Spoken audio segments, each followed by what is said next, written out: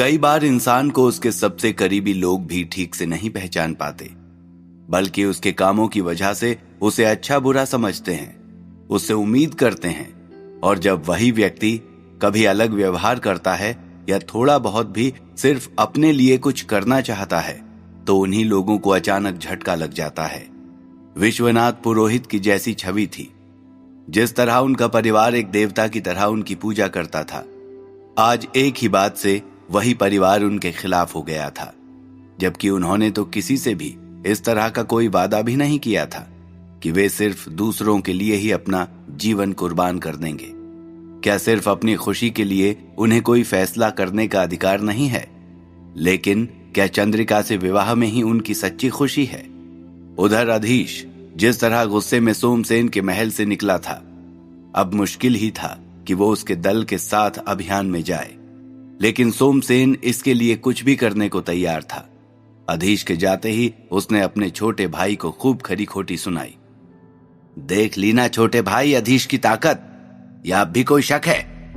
भोमसेन इस बुरी तरह हारा था कि अब वो कुछ भी कहने का हक नहीं रखता था। भीतर ही भीतर वो अपमान से जल रहा था, लेकिन किया भी क्या जा सकता है। उसने जवाब दिया, जब आपने फैसला कर ही लिया है तो। सोमसेन उसकी बात काटकर बोला, रहने दो छोटे, तुम कितने आज्ञाकारी हो इसका नमूना तो अभी थोड़ी देर पहले सभी ने देख ही लिया। अब ना तो तुम्हारे पछतावे से बात बनेगी, ना ही मेरे माफी मांगने से। फिर उसने ज्वाला दत्त की ओर देखा। अब तुम ही कोई उपाय सुझाओ ज्वाला। अधीश से भी शक्तिशाली कई और मांत्रिक तरंगम में हैं, लेकिन इस लड़के में कोई तो बात है। मेरे प्रतिद्वंदी बलवीर ने इसकी प्रतिभा पर पूरी तरह से कब्जा कर रखा है और मैं इसे अपनी तरफ करना चाहता हूं, चाहे कैसे भी हो। ज्वाला दत्त अभी तक हर घटना को शांति से देख रहे थे। अधीश की एक एक हरकत पर उनकी पैनी नजर थी। सोमसेन की यह बात सुनकर गला साफ करते हुए बोले, तुम चिंता मत करो सोम, मैं अपनी तरफ से पूरी कोशिश करूंगा और अधीश को वापस ले आऊंगा। अभी जाकर आराम करो, मैं चलता हूं। इतना कहकर ज्वाला दत्त अपने घर की ओर चल पड़े। अधीश की ख्याति उन्होंने भी सुन रखी थी और आज अपनी आंखों से देख भी लिया।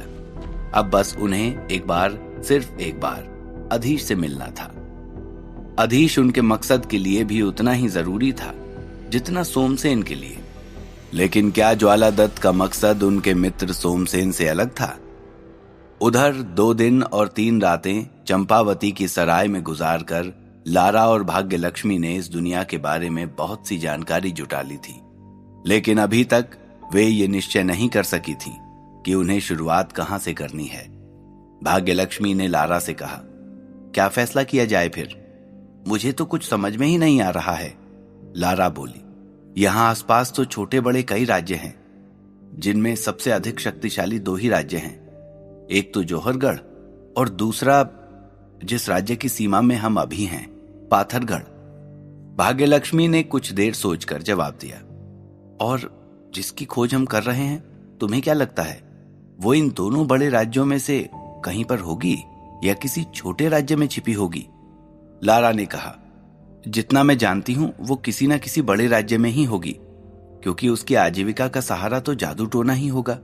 और मैंने सुना है तंत्र मंत्र, जादू टोना, तत्व सिद्धि आदि का जितना प्रचार प्रसार और प्रयोग इन 2 राज्यों में है, उतना अन्य किसी जगह पर नहीं हो सकता। वो इन्हीं 2 राज्यों में से कहीं होगी। यदि वो यहां से भी बाहर कहीं दूर निकल गई तो कहा नहीं जा सकता। फिर हमें उसे खोजने में और भी अधिक समय लग सकता है।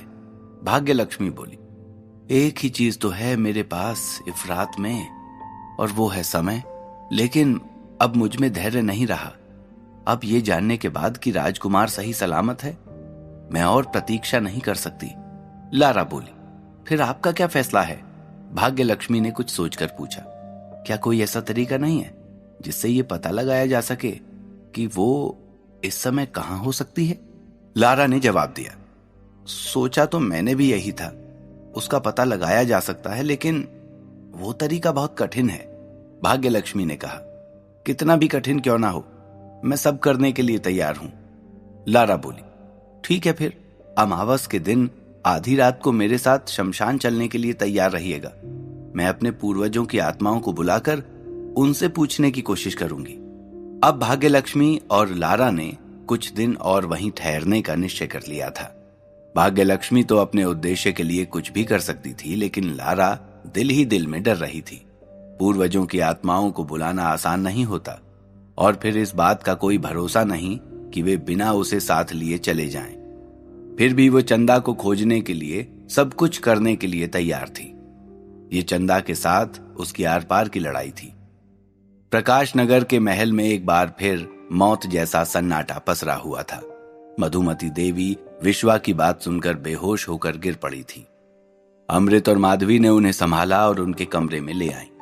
तब से वैद्य जी आकर उन्हें 2 बार देख गए थे, लेकिन उनकी हालत में सुधार नहीं आता था। अमृत उनके पास ही बैठी बैठी सो गई थी।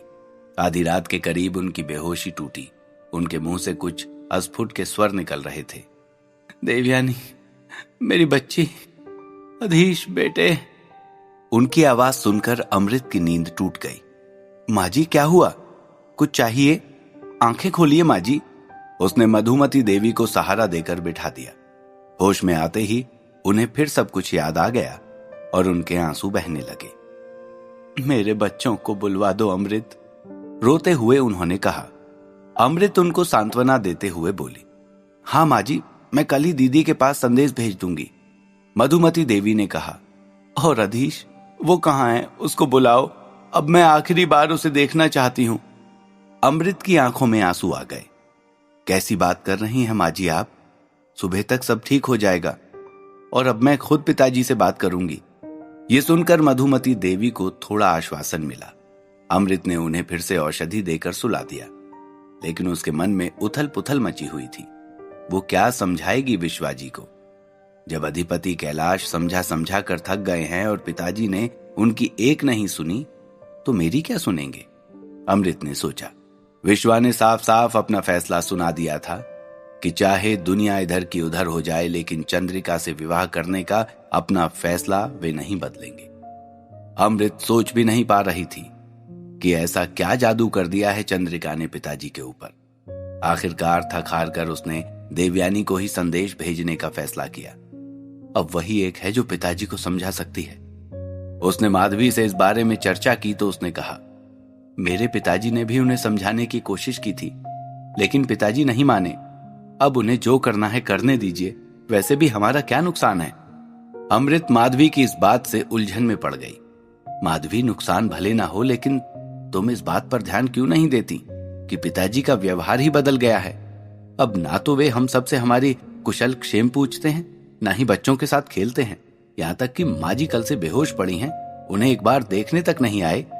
माधवी बोली, अब मुझे तो बिल्कुल समझ में नहीं आ रहा क्या किया जाना चाहिए। अब पिताजी को चंद्रिका से विवाह करना है और उन्होंने दृढ़ निश्चय कर लिया है, तो हम कौन होते हैं कुछ कहने वाले? अमृत ने एक सांस छोड़ी। हाँ, हम तो कोई नहीं होते, लेकिन यदि ये चंद्रिका इस घर में विवाह करके आ गई तो ये घर जरूर टूट जाएगा, और मुझे अब केवल इसी बात की चिंता है। उधर समीर और सताक्षी भी बहुत विचार विमर्श करने के बाद अंत में इसी फैसले पर पहुंचे थे कि उन्हें अधीश से सहायता लेनी ही पड़ेगी। समीर का कहना था, अब हम 3 हैं जिन्हें सोमसेन से बदला लेना है, लेकिन हम तीनों मिलकर भी इतने शक्तिशाली नहीं हैं कि उसे हरा सकें। इसी दिन के लिए तो मैंने हर मुश्किल में अधीश का साथ दिया था। सोमसेन के काम के लिए भी मैं उसके साथ गया था। अब उसकी बारी है मेरा साथ देने की। सताक्षी बोली, क्या आप खुद जाकर उससे बात करेंगे? और क्या उस समय उसे मेरी सच्चाई भी बता देंगे? समीर ने कहा, बतानी तो पड़ेगी सताक्षी, वरना और क्या उपाय है?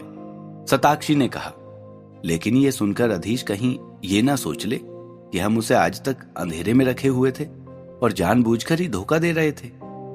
समीर ये सुनकर सोच में पड़ गया। अभी जवाब देने के लिए उसने मुंह खोला ही था कि दरवाजे पर दस्तक हुई। समीर और सताक्षी घबराकर एक दूसरे की ओर देखने लगे। कौन आ सकता है मेरे घर?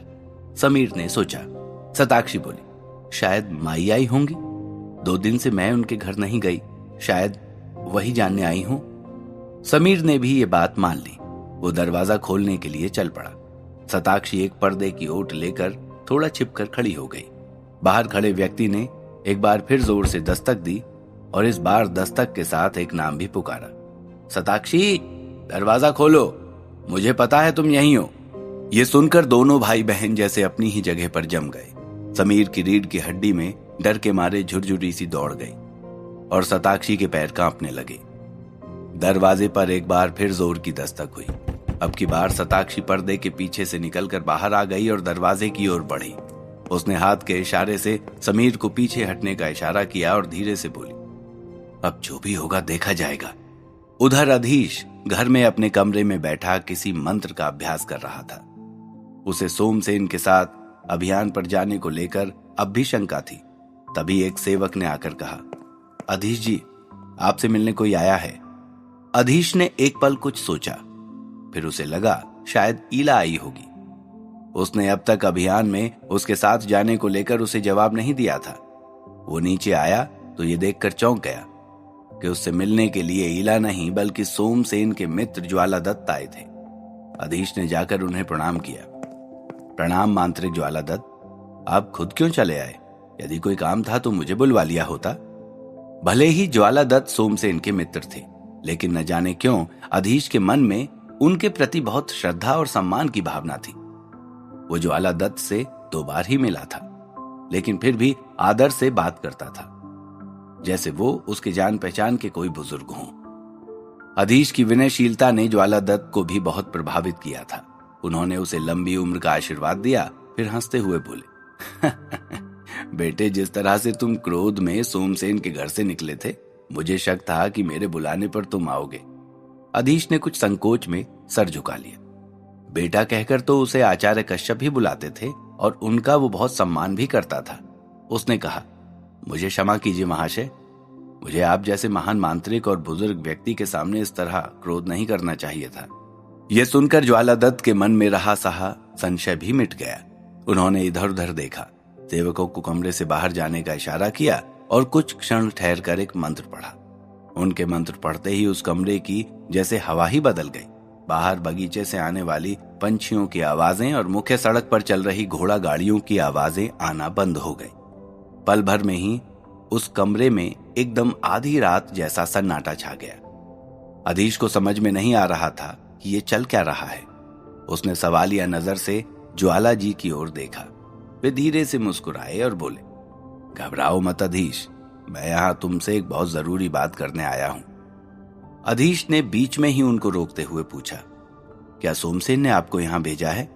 ज्वालादत्त ने देखा कि सोमसेन का विचार आते ही पल भर में अधीश के चेहरे के भाव बदल गए हैं और ये उनके लिए एक अच्छा संकेत था। वे बोले, आया तो मैं सोमसेन के कहने पर ही हूं, या यूं कहो कि सोमसेन से कहकर आया हूं कि तुम्हें अभियान में चलने के लिए तैयार करके ही लौटूंगा। लेकिन यहां आकर मेरे विचार बदल गए और इसीलिए मैंने ये निकास मंत्र पढ़कर इस कमरे को पूरी तरह से खुफिया बातचीत के लिए तैयार किया है। तुम शायद नहीं जानते कि सोमसेन के लोग पल पल तुम्हारे ऊपर नजर रखते हैं। ये सुनकर अधीश कुछ उलझन में पड़ गया। उसे ये तो पता था कि सोमसेन उस पर नजर रखवाता है, लेकिन ज्वाला जी तो उसके मित्र हैं।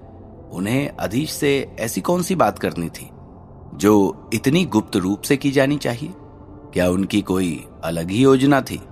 और वो व्यक्ति कौन था जिसे सताक्षी के समीर के घर पर होने का पता चल चुका था? क्या ये दोनों मित्र एक बार फिर किसी के षड्यंत्र का शिकार होने वाले हैं? जानने के लिए सुनते रहिए द मैजिशियंस सीक्रेट, सिर्फ और सिर्फ पॉकेट FM पर।